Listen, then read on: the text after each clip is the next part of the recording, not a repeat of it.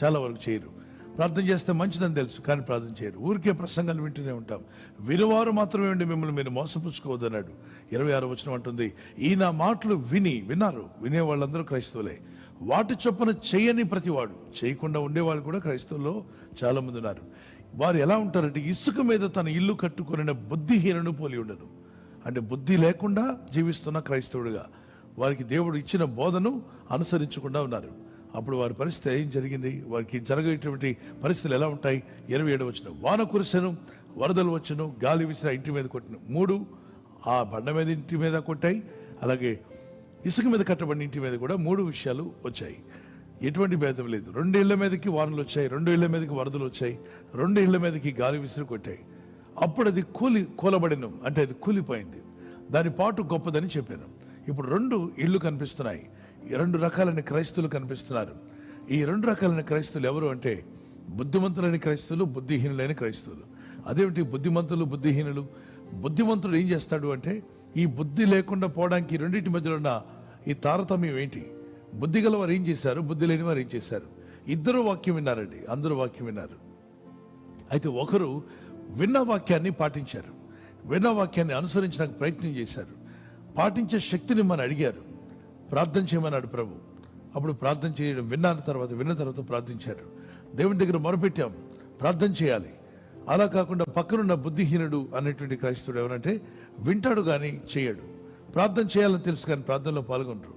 మంచి చేయాలని తెలిసిండు కూడా చేయకుండా పాపం అన్నాడు. మేలు చేయనెరియు అలా చేయకుండా వారికి పాపము కలుగును అని యాకోబు పత్రిక 4:17లో, జేమ్స్ చాప్టర్ 4:17లో, if you know what is good, if you don't do it, that's a sin. క్రైస్తవుల్లో ఉన్న పాపాలంటే 3 ఉన్నాయి. మేలు అయినది చేయనెరిగి చేయకుండా పాపం. ఉదయం లేచి ప్రార్థన చేయాలని తెలుసు, ఇతరుల కొరకు ప్రార్థన చేయకపోతే అది పాపం అంటాడు. ఇతరులకు మేలు చేయడం తెలిసిన కూడా చేయకపోతే అది పాపమే. ఇతరుల కొరకు ప్రార్థన చేయకపోతే పాపమని మరి మొదటి సమయల్ గ్రంథంలో సమయల్ అంటాడు, నేనైతే మీకు నిమిత్తం ప్రార్థన చేయని ఎడల నేను పాపం చేస్తున్నాను, దేవునికి విరోధంగా పాపం చేస్తున్నాను అన్నాడు. ఇతరుల కొరకు ప్రార్థన చేయకపోతే మొదటి సమయల్ 12:23 వచనం, నా మట్టుకు నేను మీ నిమిత్తం ప్రార్థన చేయటం మానుట వలన యెహోవాకు విరోధంగా పాపం చేసిన వాడిని అగుదును, అది నాకు దూరమగును గాక అని చక్కగా మాట్లాడే ప్రవక్త అయినటువంటి సమయాలు ఏం చెప్తున్నాడు? నా మట్టుకు నేను మీ నిమిత్తం, అంటే క్రైస్తవులందరి కొరకు, ప్రపంచ దేశాల్లో ఉన్న దేవుని పిల్లల కొరకు, సేవకుల కొరకు, విశ్వాసుల కొరకు, మీ కొరకు ప్రార్థన చేయకపోతే దేవునికే విరోధంగా పాపం చేసిన వాడిని అవుతాను. ఇక్కడ ఏదో కైనీతిని చేసిన పాపం కాదు, మరి సిగరెట్ అలవాట్ల వల్ల, ఆల్కహాల్ వల్ల చేసే పాపాలు కావు. ప్రార్థన చేయకపోవడమే పాపం అంటున్నాడు. కనుక దేవుని బిడ్డలారా, మనలో ఉన్న 3 పాపాలు వదిలేసుకోవాలి. మేలు అని తెలిసినా చేయట్లేదా, అది పాపమే. ఎక్సర్సైజ్ చేయడం మేలని తెలిస్తే, ప్రార్థన అయ్యాక, బైబిల్ పట్టణం అయ్యాక ఖచ్చితంగా ఎక్సర్సైజ్ కూడా చేయండి. మంచి ఆహార పద్ధతులు తీసుకోండి అని తెలిసినా కూడా తీసుకోకుండా మనం ఉంటే నిర్లక్ష్యం చేస్తున్నాం, మన ఆరోగ్యాన్ని పాడు చేసుకుంటున్నాం. మన అలవాట్లు మార్చుకుందాం. ఉప్పు ఎక్కువ తినొద్దంటే ఎంత కావాలంత, ఉప్పు కొంత కావాలి కానీ ఎక్కువ తీసుకోవద్దంటే ఆగుదాం. షుగర్ ఐటమ్స్ ఎక్కువగా ఉండ మంచిది కాదంటే వాటిని ఆపుదాం. ఆయిలీ ఐటమ్స్ ఎక్కువగా మంచిది కాదంటే దాన్ని తగ్గిద్దాం. మరి మేలు ఏదో దాన్ని చేపడదాం, మేలైనది చేపట్టండి అన్నాడు. కనుక విని కూడా అలా చేయకపోతే పాపం చేసిన వాళ్ళు అవుతాం. సో మొదటిగా మేలని చేయకుండా పాపమే. తర్వాత ఇతరుల కొరకు ప్రార్థన చేయకుండా అది పాపం. 3వది, వినువారు మాత్రమే ఉండి మిమ్మల్ని మీరు మోసపుచ్చుకోవద్దు. యాకోబు పత్రిక 1:21-22 వచనాల్లో, James chapter 1:21-22, if you don't be hearers of the word but what you hear be doers of the word అంటాడు. But be all of you doers of the word and not hearers only, deceiving your own selfs అంటాడు. మనలో మనం మోసపుచ్చుకుంటాం. ఎప్పుడంటే విని ఊరుకున్నట్లయితే, విన్నామా, విన్నదాన్ని చేద్దాం. మరి బుద్ధిమంతుడు చేసింది ఏంటంటే, విన్నదాన్ని పాటించాడు. అతను బండ మీద, రాత్రి మీద ఇల్లు కట్టుకున్న వాడిని పోలి ఉన్నాడు. చూడండి, బండ మీద కట్టిన ఇల్లు, ఇసుక మీద కట్టిన ఇల్లు 2 కనిపిస్తున్నాయి. ఇద్దరు క్రైస్తవులే. ఇసుక మీద కట్టుకున్న ఆయన చాలా ఫాస్ట్గా కట్టేశాడు. బండ మీద కట్టిన ఆయనకి లేట్ అయినా కూడా బండ మీద స్థిరంగా కట్టాడు. ఇసుక మీద కట్టిన ఆయన చాలా ఫాస్ట్గా కట్టేశాడు, ఎందుకంటే దానికి పునాదులు పెద్దగా తీయాల్సిన అవసరం లేదు. రెండింటి మీదకి తుఫాను వచ్చి పడింది. ఏం జరిగింది? ఫూలిష్ బిల్డర్కి ఏమైంది, వైస్ బిల్డర్కి ఏమైందో చూద్దాం.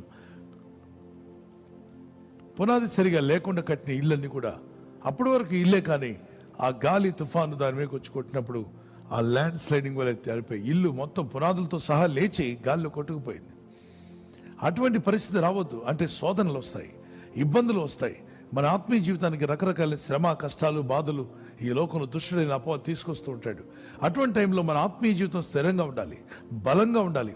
ఎటువంటి పరిస్థితుల్లో కూడా మీ ఆత్మీయ జీవితం పడిపోవడానికి వీల్లేదు. కనుకనే ఫులిష్ బిల్డర్గా మనం ఉండొద్దు. విన్న వాక్య ప్రకారంగా కట్టుకున్నట్లయితే బలమైన రాతి మీద కట్టబడిన నివాసం వలె ఉంటుంది. ఎన్ని గాలులు, తుఫాన్లు వచ్చినా అది పడిపోకుండా నిలబడి ఉంటుంది. చూడండి, గాలి తుఫాన్లు వచ్చి పడ్డాయి, చెట్లు పడ్డాయి, కానీ ఇల్లు చెక్కు చెదరలేదు, అలాగే ఉండిపోయింది. కాబట్టి వైస్ బిల్డర్గా మనం ఉందాం. రాతి మీద మన ఇంటిని కట్టుకుందాం. అంటే ఇప్పుడు భౌతికమైన ఇళ్ల గురించి మాట్లాడట్లేదు, ఆత్మీయమైన ఇంటి గురించి మాట్లాడుతున్నాడు. ఎన్ని నష్టాలు వచ్చినా దేవుని విడిచిపెట్టలేదా? బండ మీద కట్టబడిన ఇల్లు. యోబుకి వ్యాపారం పోయింది, బిజినెస్ పోయింది, అన్నీ పోయాయి, పిల్లలు కూడా చనిపోయారు, ఏమీ మిగల్లేదు. నిన్నటి వరకు అతని హీరో సడన్గా 1 డేలో 0 అయిపోయాడు. అన్నిట్లో 0 లెవెల్కి వచ్చాడు. కానీ ప్రార్థన మనలా, దేవుని స్తుతించడం మనలా. జోబ్ చాప్టర్ 121లో యెహోవా ఇచ్చిన యెహోవా తీసుకుని యెహోవా నామమునకు స్తుతి కలుగునుగా కానీ స్తుతించాడు. అటు వరకు మనం ఉండాలి. స్థిరమైన విశ్వాసం గలవారుగా ఉండండి. ఆత్మీయ జీవితాన్ని ఏమాత్రము నష్టపరుచుకోకుండా క్రీస్తు వైపు చూస్తూ బండ మీద కట్టబడిన వరకు ఉండండి. 1 కొరింథీ చాప్టర్ 10 verse 1-5 ఆ బండ క్రీస్తే అన్నాడు. దేవుని వాక్యాలు బండ వంటివి. ఇసుకంటే ఏంటండి? అక్కడ బోధలు, ఇక్కడ బోధలు, ఉపమానాలు. అంటే బయట చాలా ఎగ్జాంపుల్స్, స్టోరీలు చెప్తుంటారు. స్టోరీ టెల్లర్స్ లాగా పాస్టర్స్ కూడా మరి వాక్యమే లేకుండా పూర్తిగా అంతా స్టోరీలు చెప్తుంటే పిల్లల్ని సండే స్కూల్ పిల్లలు చేసేస్తున్నారు. దయచేసి సండే స్కూల్లో చెప్పండి స్టోరీలు. ఎదిగిన వారికి స్టోరీ కాదు, వాక్యం కావాలి. ఆది అందు స్టోరీ లేవు, ఆది అందు వాక్యం ఉండెను, వాక్యం దేవుని యొద్ద ఉండెను. కాబట్టి సత్యవంతుడు వాక్యాన్ని పట్టుకుంటాడు. నా గొర్రెలు నా స్వరం వింటాయి అన్నాడు. కాబట్టి దేవుని వాక్యాన్ని పట్టుకుందాం. వాక్యం మీద ఆధారపడి మన జీవితాలను కట్టుకుందాం. అందులో ఆత్మ సంబంధమైన ఒకే పానీయమును పానం చేసిరి. ఎలయనగా తమ్మును వెంబడించిన ఆ ఆత్మ సంబంధమైన బండలోనిది త్రాగిరి. ఆ బండ క్రీస్తే. That rock is Jesus Christ. ఆయన బండ మీద పునాది వేయబడి మనం కట్టబడదాం. వాక్యానుసారంగా మన బ్రతుకులను కట్టుకుందాం.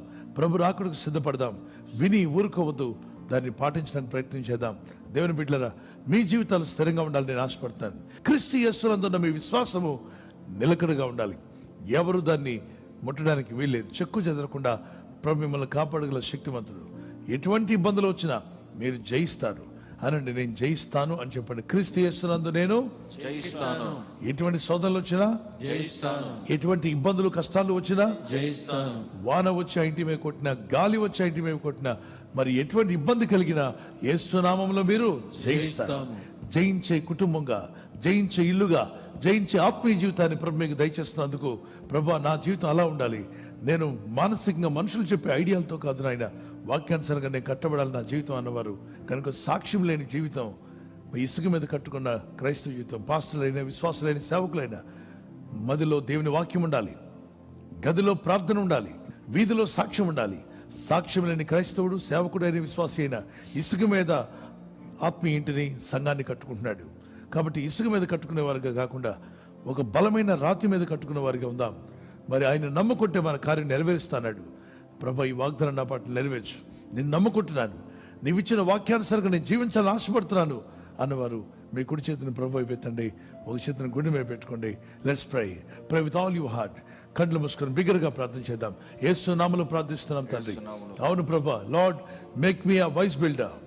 ప్రభా, నేను బుద్ధిమంతుడిగా మార్చుము ప్రభా. Let me not be a foolish builder, oh God. నేను బుద్ధిహీనంగా ఇల్లు కట్టకుండా సహాయం చేయండి. Many times we are only listening to God's word, but we want to be a doers of the word of God. అనేక మార్లు మేము దేవుని వాక్యం వినువారుగా మాత్రమే ఉంటున్నాం, కానీ వాక్యానుసారంగా చేయువారుగా మమ్మల్ని మార్చండి. Lord, when we know what is right, help us to do it, oh God. ప్రభా, మేలైనది మేము ఎరిగి ఉన్నప్పుడు చేయుటకు సహాయం చేయండి. Lord, let me never stop praying for others. That should not become a sin in my life. Teach me, give me a spirit of prayer so that I can pray for my family, pray for everyone, pray for churches and pastors and evangelists all over the world, men of God, women of God, also to pray for the people of God. ప్రభా, ఇతరుల కొరకు ప్రార్థన చేయకుండా, అది నా జీవితంలో పాపముగా మారకుండా నాకు సహాయం చేయము. ప్రార్థనాత్మ నాకు దయచేయము ప్రభా. అనేక మంది కొరకు ప్రపంచవ్యాప్తంగా ఉన్న Teach me how to intercede for others, how to pray for others. ఇతరుల కొరకు ఎలా ప్రార్థన చేయాలని నేర్పండి. Father, teach all your children, not only just hearers, but be a doers of the word of God. ప్రభు దేవుని వాక్యాన్ని వినేవారుగా మాత్రం కాదు, చేయువారుగా మమ్మల్ని మార్చండి. That rock is Jesus Christ. Help us to build our spiritual life according to your words, not by stories or storytellers or worldly things, but we want to follow the word of God. We want to build our spiritual life on the solid rock that is Jesus Christ. ప్రభు దేవుని వాక్యాన్ని వెంబడిస్తూ నాయన మా యొక్క ఆత్మీయ జీవితాన్ని బండపైన యేసుక్రీస్తు అనేటువంటి బండపై కట్టుకోవడానికి సహాయం చేయండి. Father, strengthen all your children this morning. ఉదయకాలని బిడ్డలందరినీ బలపరచండి. Provide all the needs for according to thy will for your glory.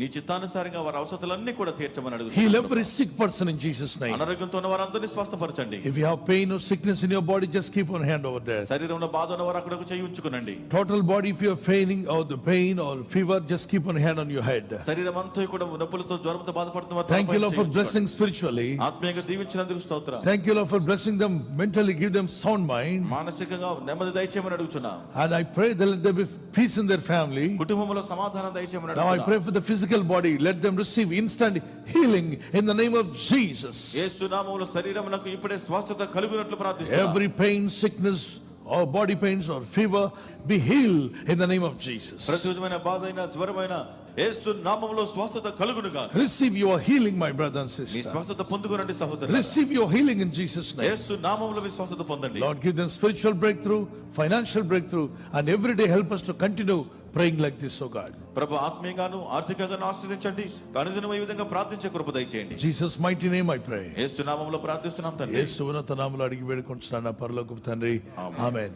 ఇంతవరకు మీరు చేసిన ప్రతి ప్రార్థనకు జవాబు ఈ ఉదయకాలం ప్రభు ఆయన మహిమార్థమై ఆ జవాబులు ప్రారంభించబడ్డాయి నమ్మి చప్పట్లు కొట్టి స్తోత్రాలు చెల్లిద్దాం. Receive your miracle, receive your wonderful things, amazing things, peace of Christ, joy and happiness, good health in